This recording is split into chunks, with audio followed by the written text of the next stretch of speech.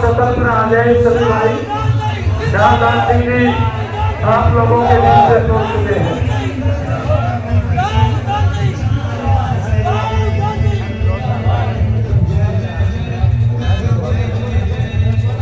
इस वक्त मौजूद है महेंद्रगढ़ जिले के गांव पाली में और महेंद्रगढ़ भिवानी लोकसभा से प्रत्याशी इंडिया गठबंधन की बात कर रहे हैं या फिर बात कर ले कांग्रेस प्रत्याशी की रावदान सिंह महेंद्रगढ़ जिले के गांव पाली में पहुंचे हैं। और आपको बता दें बहुत कम समय बचा है, 25 मई को मतदान होना है। उससे पहले 23 मई को इसी गांव में एक रैली भी बीजेपी की होनी है। लेकिन सबसे मुख्य बात यह है कि रावदान सिंह जो कि इंडिया गठबंधन से प्रत्याशी है महेंद्रगढ़ जिले के गाँव पाली में लगातार दिखाई जा रही है। पगड़ी पहना के राव साहब का स्वागत पूरे गांव की तरफ से, छत्तीस बहादुरी की तरफ से राव साहब का जोरदार स्वागत गांव की तरफ से। ये जिंदाबाद जिंदाबाद जिंदाबाद जिंदाबाद जिंदाबाद जिंदाबाद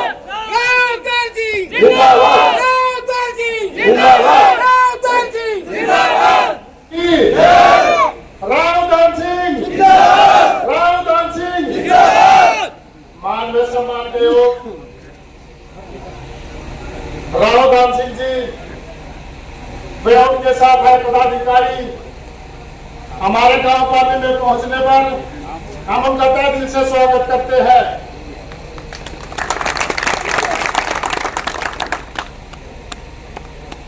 रावदान सिंह जी को किसी के परिचय कराने की तो आवश्यकता नहीं है, क्योंकि ये हमारे हल्के के 4 बार विधायक रह चुके हैं। आप सभी को पता है, थोड़ी देर पहले एक मैडम मीडिया वाली पूछ रही थी हमारे से आप किसको वोट दे रहे हैं। हमने कहा हमारी बिहारी के अंदर कल मीटिंग हुई थी राजपूतों की, हम उसी को वोट दे रहे हैं जो बीजेपी को हरा रही है। रावदान सिंह जी चौधरी धर्मवीर को भारी वोटों से हरा रहे हैं, इसलिए हम राष्ट्रीय समाज ने रावदान सिंह जी का समर्थन किया है। रावदान सिंह जी ने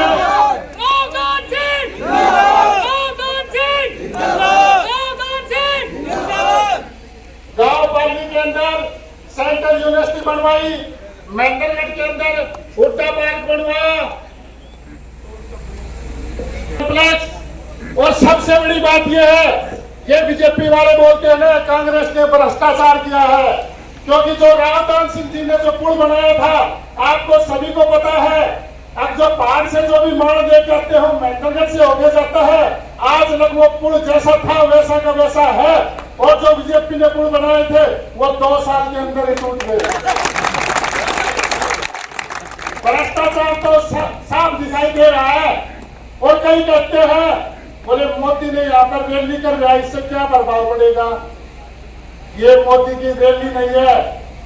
हिंदुस्तान के अंदर प्रधानमंत्री बना था जब 2014 के अंदर पार्टी आया था मोदी, और जब इनका विदाई समारोह है वो भी 2024 के अंदर पार्टी आया है, क्योंकि 14 में भी पीछे 4 था और विदाई में भी पीछे 4 है। और सबसे बड़ी बात ये होगी, ये कहते हैं चौधरी धर्मवीर आज तक हारा नहीं, हारे भी गा और बदनामी किसको देगा, मोदी को देगा, राव इंद्रजीत को देगा। कई कह देते राव इंद्रजीत है ना, सभी राव साहबों को कह दी, अरे उसने ये कहा है अब वोट दो रावदान सिंह को, क्योंकि राव इंद्रजीत को खुद वाली जो सीट है वो जा रही है। पहले वो विधानसभा में एक रैली करते थे, अब तो उसको ये भी पता लग गया अब रेवाड़ी में वार्ड कितने हैं, बूथ कितने हैं, उसकी खुद की कुर्सी जाने वाली, वो दूसरों को क्या कहेंगे।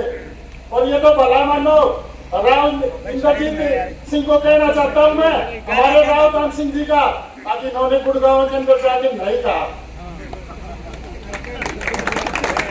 तो मैं ज्यादा न कहते हुए, टाइम बहुत कम है, बोल बाबा रामदास की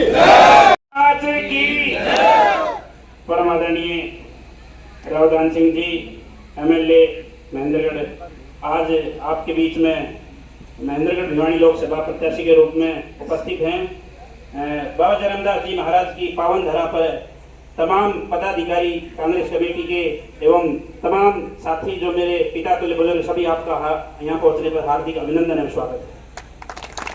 देखिए, ये कारवां बाबा जयरामदास जी महाराज के मंदिर पर माथा टेक के स्टार्ट हुआ था, आप सभी को अच्छी तरह पता है। और यहाँ परमहंस बाबा जयरामदास जी महाराज के माथा टेक के कोई कार्य जो शुरू होता था, कभी उसका निष्फल नहीं जाता। सारी बातें भाई सुरेंद्र ने बता दी है, बताने की जरूरत नहीं है, आप सभी समझदार हैं। इन्हीं बातों के साथ मैं अपनी वाणी को विदा देता हूँ। आप सभी यहाँ अपना कीमती टाइम निकाल कर यहाँ तपती धूप में पहुंचे और 4 घंटे से राव साहब का इंतजार किया। आप सभी का बहुत बहुत धन्यवाद। धन्यवाद। जीतेगा मैं जीतेगा, रावदान सिंह जीतेगा, जीतेगा मैं जीतेगा, रावदान सिंह जीतेगा, जीतेगा मैं जीतेगा, रावदान सिंह जीतेगा। पूर्व सरपंच भाई सुरेंद्र जी, यहाँ पर उपस्थित सभी सम्मानित बुजुर्गों, नौजवान साथियों, प्यारे भाइयों और प्यारे बच्चों, सम्मानित माताओं बहनों, बोलो बाबा जयरामदास की जय। तो ये बाबा के नाम से शुरू करते हैं।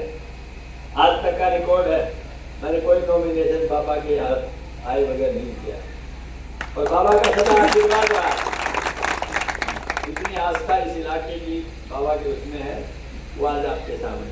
और भाई अब की आस्था मेरे सामने दिख रही है, ये सामने सारे चेहरे एक परिचित है। जो आमने सामने लड़ने वाले, एक ये रहा, एक ये रहा, दोनों बड़े दोनों आमने सामने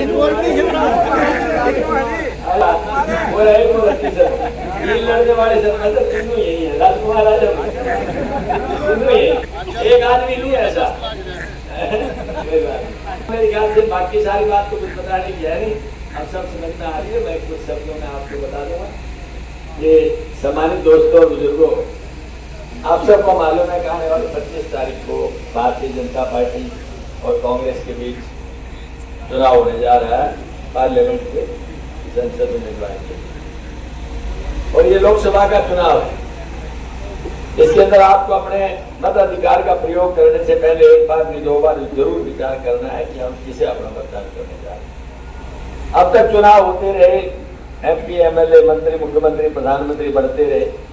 ये पहला चुनाव है जो एक ऐसे मुद्दे पे लड़ा जा रहा है जो हमारे देश की आजादी के इतिहास में पहली बार देखने को मिला कि जिस आजादी को हमारे पूर्वजों ने अपने प्राणों की आहुति देकर ही, अपने खून से इतिहास लिख करके संविधान दिया और प्रजातंत्र दिया, उसके ऊपर भी आप एक क्वेश्चन मार्क लगा हुआ है।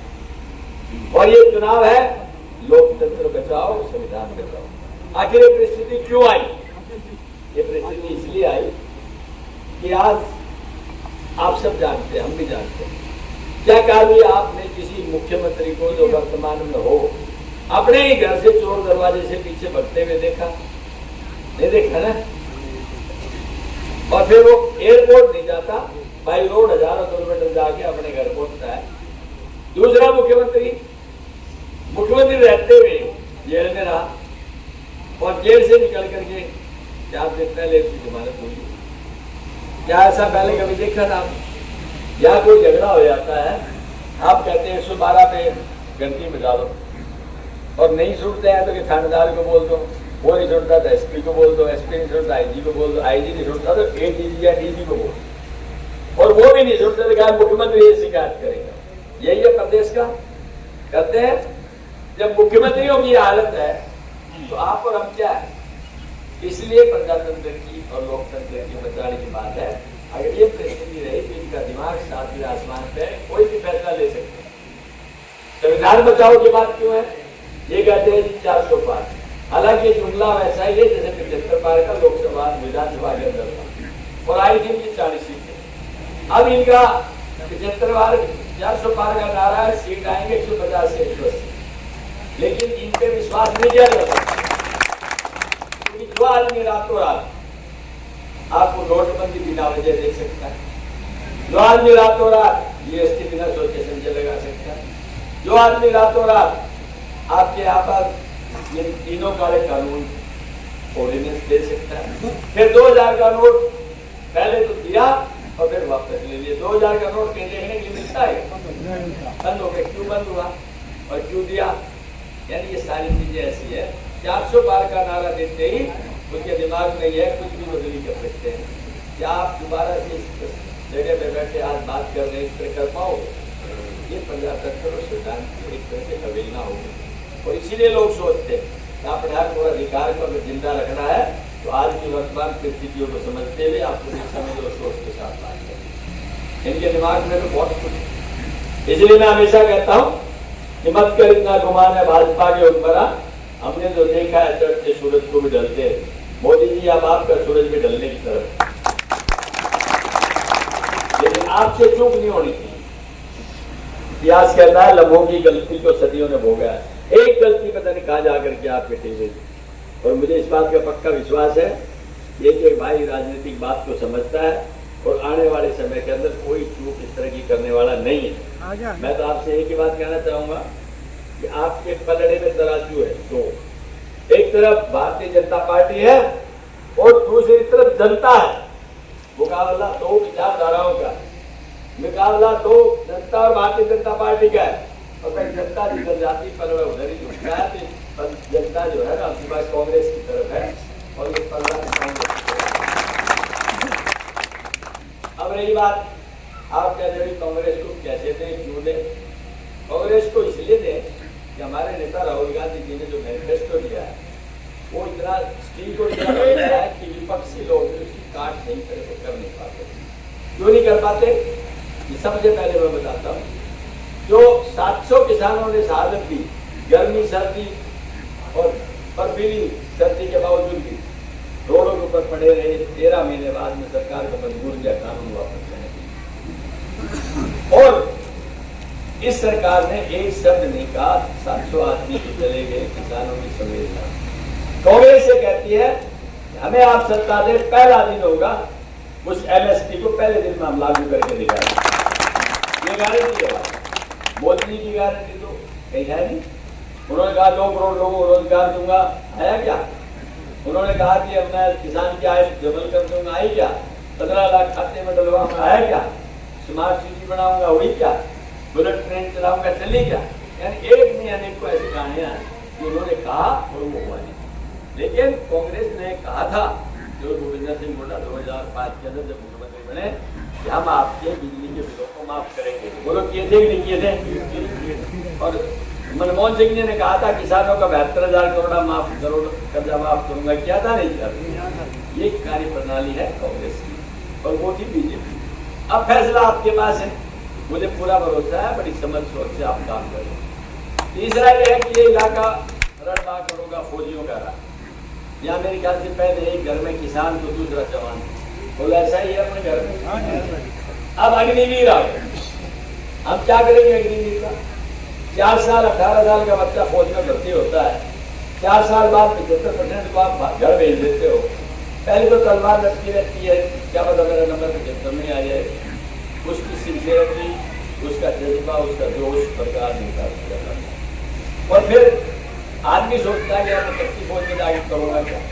तो कांग्रेस ने कहा भैया इस दिन आप सत्ता दे देंगे, सबसे पहला काम हम अग्निवीर को खत्म करके हमारे गरीब महिलाएं हैं उनको कांग्रेस ने कहा कि जो बीपीएल परिवार की सबसे बड़ी महिला होगी उसको 1 लाख रुपए साल के देंगे ताकि घर के अपनी कार्रवाई को पूरी कर सके। वो जो बीपीएल परिवार जिनके 100 गज का प्लॉट पहले दिया था अभी नहीं दिया, वो दोबारा से बीपीएल का परिवार का हम लोग 200 गज जमीन नहीं देंगे बल्कि उसमें 2 कमरे, एक रसोई, एक बाथरूम भी बना करके देंगे। 500 रुपए में सिलेंडर देंगे। बीजेपी के लोग 400 रुपए का सिलेंडर बिकता था मनमोहन सिंह जी के टाइम में 2009-10 के अंदर, और ये कपड़े उतार के कहते थे बहुत ही महंगाई की मार। और आज एक आदमी नहीं बोलता। लेकिन हम कहते हैं तुम्हारे 1100 सिलेंडर के बाद भी हम 500 रुपये सिलेंडर देंगे। ये सब होता है अदर पेंशन की, जो भाई पहले रिटायर होकर आगे उनका जहाँ जहाँ कांग्रेसी सरकारें हैं वहाँ पर हम ओपीएस लागू कर रहे हैं, तो भाई कांग्रेस इसको भी लागू करेगी। अब ये बात ओल्ड एज पेंशन, ये सबसे जो है गुस्सा है जो आम आदमी प्रभावित भी है, सोचता है। बीजेपी कहती थी 3100, जेजेपी कहती थी 5100, न तो 3100 बीजेपी ने आज तक किए, न 5100 जेजेपी ने किए। भाई कांग्रेस आएगी तो गारंटी से 6000 एक बंदे के बुजुर्ग को मिलेंगे। इसके बाद तो क्या करें, लास्ट जैसे इन्होंने आयुष्मान कार्ड चलाया, आयुष्मान कार्ड के अंदर क्या है कि जब बीमार हो जाता है तो उसको 5 लाख रुपए तक का इलाज का पैसा सरकार दे देती है। लेकिन जो आयुष्मान कार्ड है हॉस्पिटल में जाते ही जब कार्ड देखता है तो हॉस्पिटल वाले कहते हैं कि भाई ये तो कार्ड आयुष्मान का है या हमारे पास बेड नहीं है, पहले बेड दे रहे हो, फिर ये देखते ही बेड के मना कर देते हैं। क्यों? वेंटिलेटर नहीं है, हमारे पास ऑक्सीजन नहीं है। हाँ, उनको कैश लेके जाओ, सब कुछ होगा। कांग्रेस ये कहती है हम कोई पैनल नहीं रखेंगे और भगवान न करे कभी जरूरत पड़े, लेकिन सारी बीमारी काम आती नहीं, आपकी समझ नहीं आती, किसी के बस की बात नहीं। तो अगर कोई ऐसी सिचुएशन आती है तो 25 लाख तक का इलाज किसी भी हॉस्पिटल के अंदर होगा। अगर लास्ट में है 300 यूनिट बिजली की हर घर को फ्री में दी जाएगी, ये हमारी कांग्रेस की नीति। अब फैसला आपके हाथ में है। मैं तो चाहूंगा कि सारे भाई इस पर विचार करें, मन बढ़ाएं और भाई आने वाले 25 तारीख को हाथ के निशान पर 1 नंबर बटन दबा दबा के भर देना। आज जो पसीना आपने भरा है, इस पसीने का रंग देखने के लिए आपको आने वाली 4 जून को देखने के लिए मिलेगा। ये